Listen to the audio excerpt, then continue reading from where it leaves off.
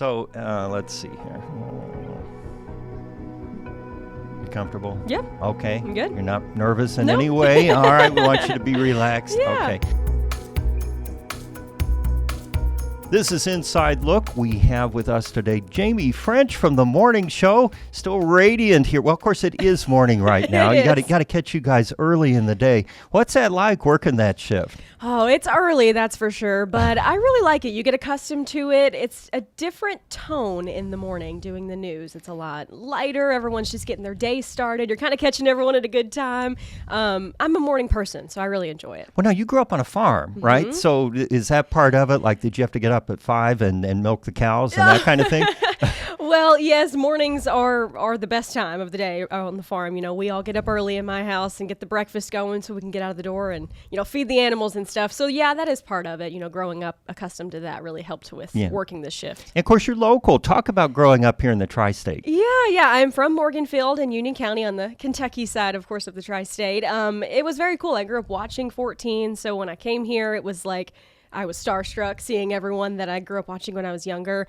I thought you were going to say you were bitterly disappointed when you No, walked in. starstruck when I saw you, Mr. Jeff. It's cool because I feel like I'm able to tell better stories because I care so much about the area and care so much about these people. I grew up with them, So I don't know. It gives me a better appreciation for my job. It's kind of a interesting stretch, or not a stretch, but just a path from being on the farm. You can probably back a tractor, right? Like you could back a trailer. I probably could. If we had a situation where we had to back a trailer, I would put it into the ditch, it would tip over. But you could do this, right? I probably You were could. probably driving when you were like 10 or 12. Oh, yes. Oh, yeah. My dad used to make me, when he would move equipment, move the combine and stuff, we have to go across the bridge and stuff. We farm in Illinois and Indiana. I would be his flagger. So I would be, pulling the auger wagon in the truck and with the flag hanging out the window, letting people know, hey, the combine's coming. But I was driving early. In farming, it seems like a great life. In my later years as an adult, I have friends now who are farmers. And so I've gotten a little more of an inside look at what goes on. I had no clue. Yeah. It's like a business, of course, and a family vocation in many cases.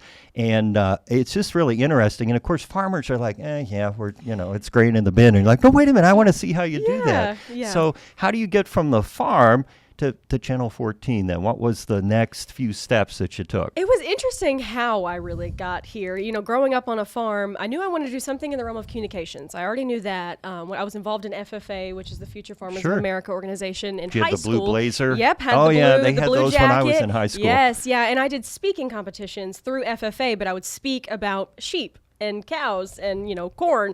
And I realized that I liked to public speak, but I wanted to do something farming. And I don't know how I ended up in news rather than agriculture, but now I'm able to do a lot of reporting about farming. So it really mixed the best of both worlds, but I don't know how I ended up, like where I veered off there, but I'm glad I did. Now I've got them both. So. And you must have done 4-H then, I right? Did, yeah. Were you a good shower of, what did you have, sheep? We raised sheep, and so I grew up kind of dealing with the sheep and whatnot. I wouldn't say I was a good shower. My dad was really good. He was a big local and state champ and stuff, showing cows. So. Well, what's the trick to showing a sheep? Because I've covered the sheep show before at different county fairs, and I look and I think, well, they all look like pretty good sheep to me. But then it's more so about the way you handle it. Right. Yeah, you just got to really know your animal. I mean, growing up on the farm, you get to know your animal and their personality and the way they act. I mean, I'm just thinking specifically of my donkey. Not that I show my donkey, but he has a very distinct personality, and like over time, you have to quickly get to know that so you know what his next move's going to be. That's sort of what you would do in showing, is just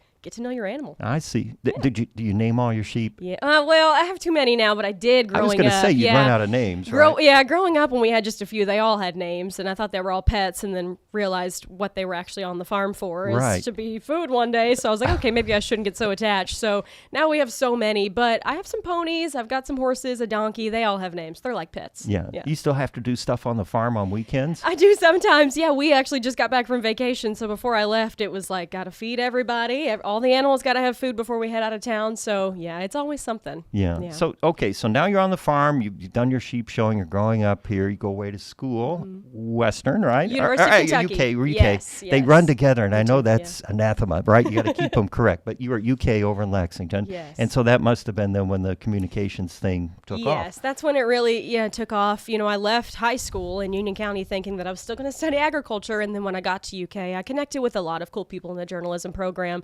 and thought, well, maybe this is something I can do. It helps me still public speak and get to meet people, because that's really what I wanted to focus on, and got a minor in agriculture. So I was still able to kind of intertwine the two. Something to fall back on, right? Something to fall back on. But yeah, it sort of helped me stick with my roots. And then I feel like it allowed me to be able to do farm reporting and stuff here in a better way, having that in my back pocket. But yeah, that's where I studied broadcasting and went through the journalism program there at UK and graduated in December of 2021. And then you rolled right on And in then our right door. into here in January of 22. So just a few weeks later. You sat a whole 2 weeks A whole 2 between weeks. graduation and being on the news. And then you started out here. You weren't on Sunrise just yet, right? When you start reporting? Or Right. I did reporting on in just the 6 p.m. show and stuff like that. But I didn't do that long. I moved to mornings within 7 months of being here. I was going to say it was very fast. Yeah. And but what a great move for you, right? Absolutely. Oh, it was quicker than I expected, but wow, I'm lucky. I'm very blessed to be still in that same spot. So. You got a legion of fans all over the tri-state, particularly in Union County. Yeah. People ask me about you all the time, and I have to honestly say,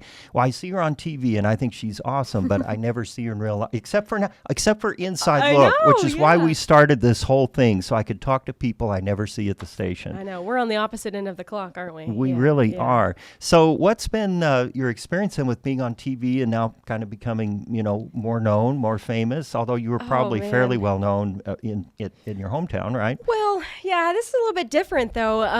It all took me by surprise. I remember maybe my first month or two as the official, Sunrise co-anchor.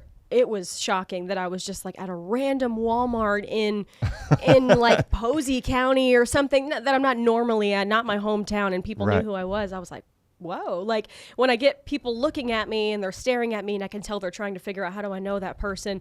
I don't think anything of it. And then I'm like, oh, like these people watch me. Like I don't even realize that. It's crazy. Yeah. It is kind of interesting how that plays out. And when you least expect it, that's kind of one of the things when you work on TV, then you got to be nice all the time, right? If you notice that. Gotta be on your toes. Not that I would be a jerk, but right. it's just like someone's always watching. So you really kind of be conscious of where you're at, what you're doing, what you're saying. I remember walking into a church. I think it was the church you were at down in Eddyville. Yeah. And you'll hear people, is that Jeff Lyons? I know. Yeah, I think that's a weatherman. And they're I always hear each other. weatherman. And I'm nailed. They know I'm in here. So, and it must be the same for you. It is. Yeah, I can tell they're trying to figure out, where do I know that girl? Is that the girl on the morning show? Yeah, I think that's her.